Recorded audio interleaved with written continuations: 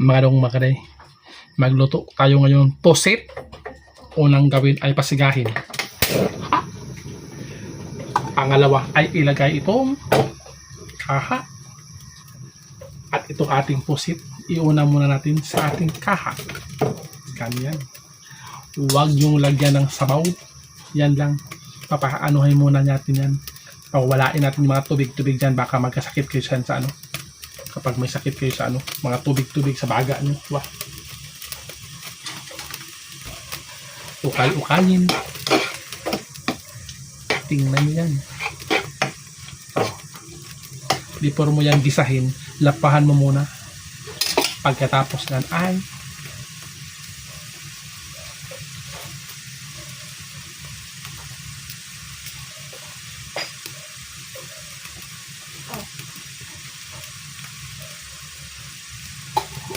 yan naman dumaday. Tingnan yan.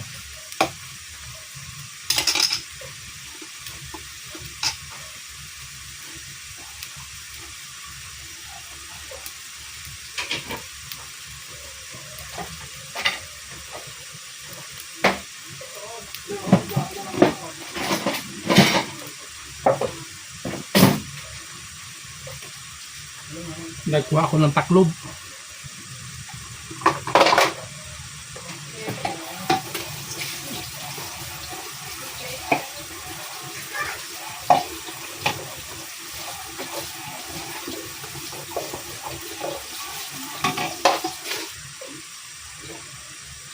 Takloban. Iyon, oh.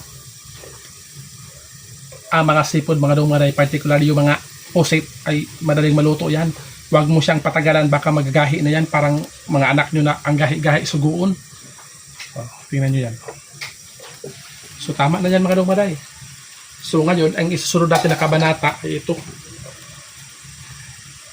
Palungin muna natin.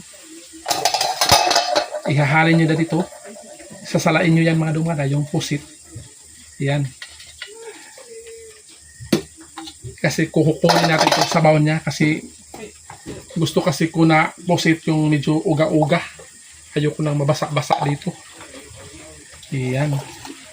So ilagay natin itong pusit dito. Sit aside muna natin.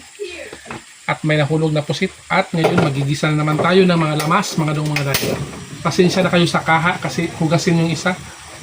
Kahit ganyan lang yung mga dungmaray, pero ano yan? 25 years na yan sa akin. Wah, grabe yan. So ngayon wag na tayong padugay-dugay pa mga dungmaray.